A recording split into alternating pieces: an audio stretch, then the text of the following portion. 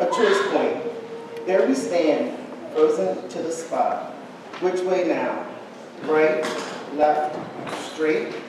What weighs down each of these choices? Which way does our heart call us to go? Which way makes sense? Which is God's way? The answers aren't easy. A crossroad can bring daunting spiritual pain, and it can bring us to our knees. It can even bring us to destruction. Tonight we have an expert on the crossroad. He saw a choice that changed his life.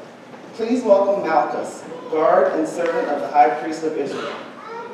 Can you tell us something about yourself? I'm not an important person. I was never one to call attention to myself. I was a simple servant and guard in the service of the high priest. It was not a glamorous job. I got along. I did my job. I don't really deserve to be in the spotlight. The only thing I have to tell is how my life changed by a simple act of kindness. You were an important character in the story of Jesus. Can you tell us about that? I remember seeing Jesus that night in the garden, but I had seen him before. I went with the Pharisees and other leaders many times when they questioned Jesus, when they were looking to find something to use against him. How did you feel about that? About the way they approached Jesus? I didn't mind at first. It was easy to go along with them to find Jesus. In a way, it was better than standing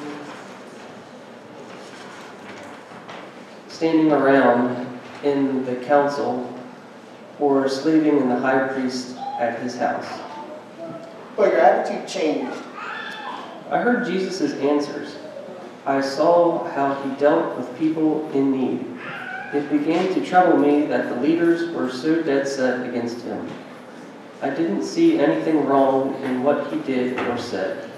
I guess they thought he was some kind of threat. Certainly, the word got around that his followers wanted to make him a king or start a revolt to kick out the Romans. And how did you feel about that? I certainly had no love for the Romans. They oppressed us. They treated us like slaves. But I wasn't sure what would happen to my job if Jesus' followers were successful in putting him in some kind of throne. I wasn't sure how I felt about that. And yet you went with the religious leaders to arrest him there in the garden. It was my job. What could I do? I had to go along. We were expecting trouble. We knew that at least some of his followers were armed. They were feeling threatened, and we were pretty sure they would resist. Were you afraid? Afraid? No.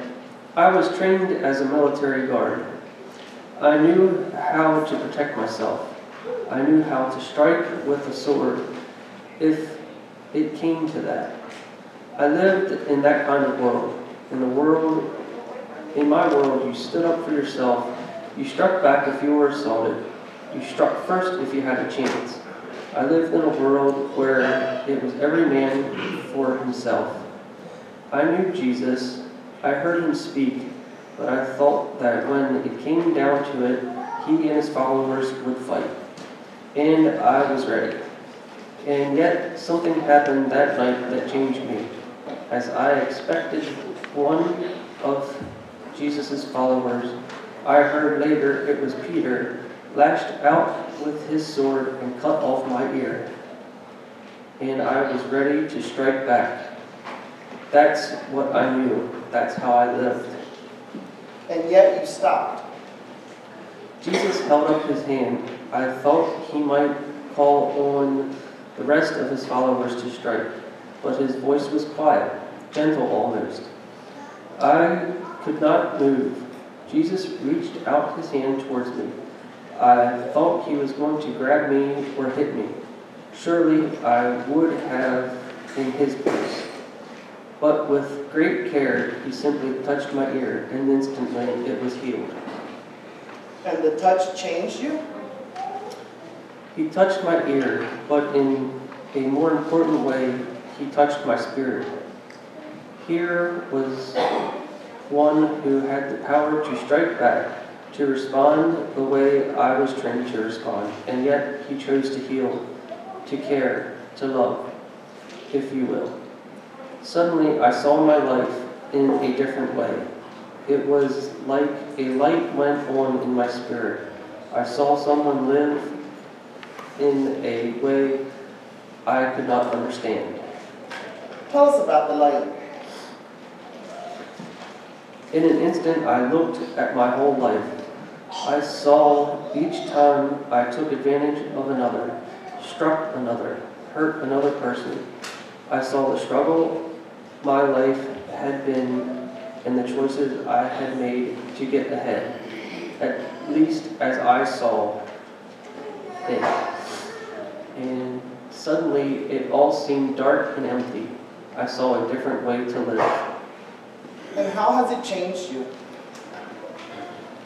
I'm not much good as a guard anymore.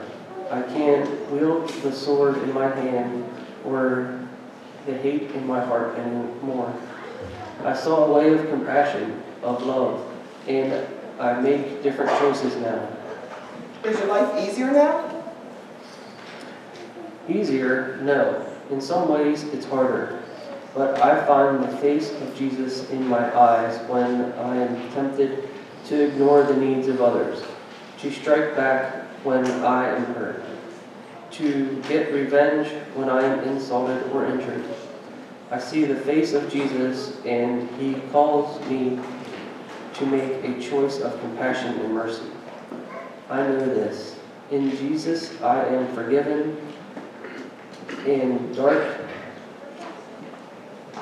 In Jesus, I am forgiven that dark past and called to new life. I know that Jesus went to the cross for me.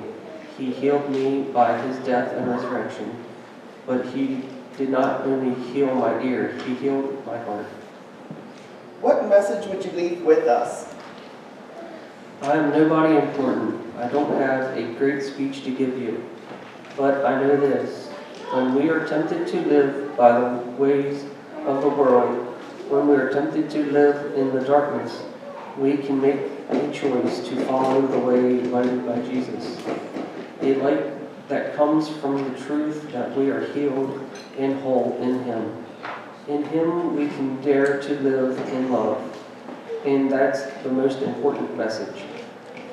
As St. Paul said in his letter to the Colossians, put on then, as God's chosen ones, holy and beloved, compassionate hearts, kindness, humility, meekness, and patience, bearing with one another, and if one has a complaint against another, forgiving each other, as the Lord has forgiven you.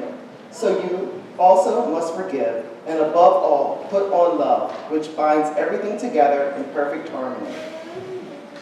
That's it. That's the life. That's the life is found in Jesus' touch.